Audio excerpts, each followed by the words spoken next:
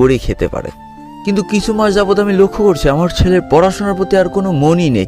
সারাদিন বন্ধু বান্ধবের সাথে মাঠের এক কোনায় বসে এই যে ফ্রি ফায়ার গেমটা সারাদিন খেলে যাচ্ছে। তো এলাকায় অনেক লোকজন আমাকে ধরে বলতে লাগলো আমার ছেলেটা নাকি নষ্ট হয়ে যাচ্ছে, আমার ছেলেটা নাকি সারাদিন ফোন টিপে বেড়ায়, আমার ছেলেটা নাকি আর পড়াশোনা হবে না। তো এই ব্যাপারটা নিয়ে আমি অনেক চিন্তিত হয়ে পড়ি। এরপরে আমি একদিন তার কাছে জিজ্ঞেস করি, সরাসরি প্রশ্ন করি। একটাই মাত্র ছেলে তো, তার উপরে রাগ দেখাইতে কোনো দিন পারিনি, আর হয়তো পারবও না।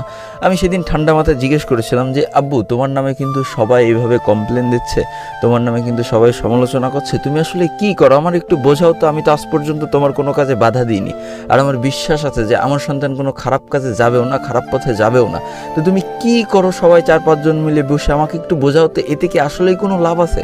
তো এরপর ছেলে আমাকে বোঝাচ্ছে যে আমার পড়াশোনা করতে অতটা ভাল লাগে না, আমার গেম খেলতে খুব ভাল লাগে। এই কথা যখন শুনেছি তখন আমি ওকে মারতে যাচ্ছি, তো ওর মা আমাকে ঠেকালো। তারপরে আবার ছেলে আমাকে বোঝাচ্ছে এই যে যারা ফুটবল খেলে, ক্রিকেট খেলে, জাতীয় টিমে চান্স পায়, এদের কিন্তু অনেক নাম ডাক। আমি বলছি হ্যাঁ, এদের তো নাম ডাক, এরা অনেক টাকা ইনকামও করে, কিন্তু বাবা তুমি তো আর ফুটবল খেলো না, ক্রিকেট খেলো না। তো তারপর আমার ছেলে আমাকে বলছে যে এইটাও নাকি ফুটবল ক্রিকেটের মতো।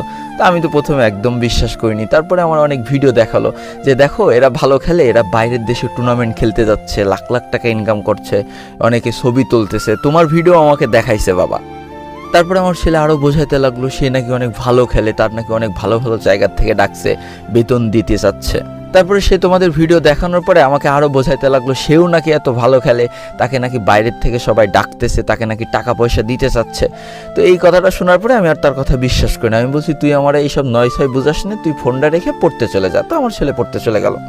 এখন পরের দিন আমি যখন কাজে যাচ্ছিলাম তখন আমার ছেলে যাদের সাথে বসে গেম টেম খেলে তাদের আমি ডাক দিছি। ডাক দিয়ে এই যে ব্যাপারগুলো আমারে বোঝাইছে এইগুলো আমি ওদের কাছে জিজ্ঞেস করেছি যে এইগুলো কি সত্যি আসলে। তো তারা আমারে বললো হ্যাঁ আঙ্কেল, এই ব্যাপারগুলো সত্যি, এই যে এই ভিডিওগুলো সবই সত্যি, আপনারা যা যা দেখাইছে, এই যে এই মানুষগুলো এরকম খেলে অনেক বড় লোক হয়ে যাচ্ছে, এরা অনেক টাকা পয়সা কামাচ্ছে, এরা একদম টুর্নামেন্টের মতো, আপনি যদি ভালো খেলেন অনেক ভালো জায়গায় পৌঁছাইতে পারবেন।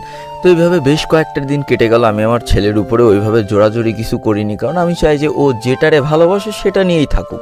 তো এরপর হয়েছে কি, মাস 2 আগে ওর ফোনটা হঠাৎ করে নষ্ট হয়ে যায়। এরপরে ও একদিন রাত্রেবেলা হঠাৎ করে আমার কাছে এসে বলছে যে আব্বু আমার একটা ফোন লাগবে। তো আমি ওরে বললাম যে কিছুদিন পরে তোমার পরীক্ষা, এখন আর ফোন টোন কিনা লাগবে না, আমার হাতেও টাকা পয়সা নেই, টাকা পয়সা আসুক, কয়েকদিন পরে ফোনটা কিনো। তো এরপর ও হঠাৎ করে ওর রুমে গেল, ওইখান থেকে ও 9,000 টাকা নিয়ে এসছে। নিয়ে আসার পরে বলছে এই দেখো আব্বু, আমি গেম খেলে 9,000 টাকা ইনকাম করছি, এখন যদি তুমি আমার ফোন কিনে না দাও তাহলে আমি অনেক পিছায় পড়বো। তো এটা দেখার পরে আমি হঠাৎ করে চিন্তা করছি কী রে, আমার ছেলে এতগুলো টাকা ইনকাম করলো ফ্রি ফায়ার গেম থেকে, তাইলে তো কিছু একটা করা লাগে। তা আমি আমার ছেলের কাছে জিজ্ঞেস করলাম যে আব্বু তুমি কি ফোন কিন